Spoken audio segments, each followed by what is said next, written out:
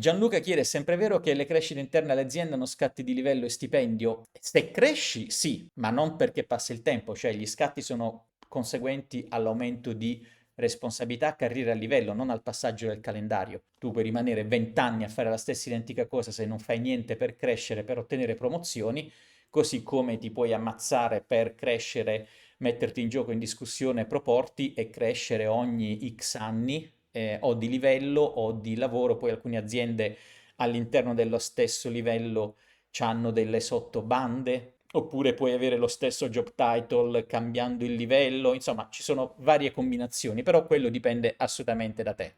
Allora sì, Gianluca, aspetta, così poi dovrò anche montare il video. Cioè, stipendio bassi o ci sono eccezioni in cui il salto è decisamente maggiore? Quanto può essere questo quando si viene promossi a manager?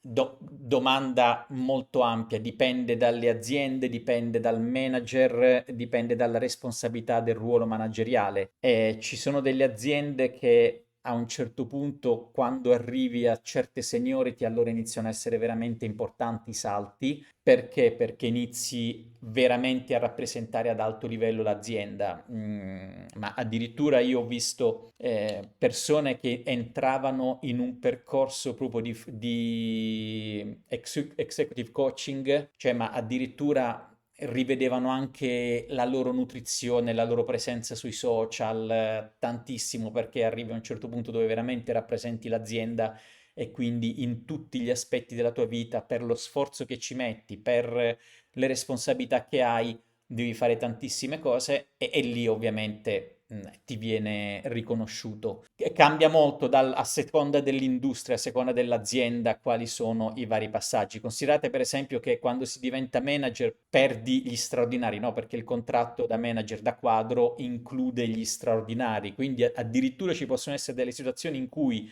diventando quadro inizi a vedere meno soldi nello stipendio. Poi per carità, come dicevo prima, devi considerare l'intero pacchetto, per cui magari prendevi X, prendi 100 euro in meno, dici ma sto guadagnando di meno. No, perché magari stanno mettendo di più nel tuo fondo pensione, oppure ti stanno dando più pacchetti azionari, oppure ti hanno dato la pensione, l'assicurazione medica integrativa per te e la famiglia, insomma dovete sempre vedere il quadro completo delle cose e soprattutto poi c'è una proiezione sul medio-lungo termine per la crescita. Luca dice, lo scorso anno ho avuto un aumento, quest'anno mi sento di aver contribuito attivamente a varie attività con ottimi risultati e vorrei che tutto questo fosse riconosciuto economicamente. Cosa dovrebbe fare l'azienda? Dipende dalle aziende, cioè ci sono aziende che magari hanno lo scatto, l'aumento, però non è che ogni anno possono farlo, magari il capo ha a disposizione un certo budget, viene fatta la lista di quelli più performanti, un anno è capitato a te, un altro anno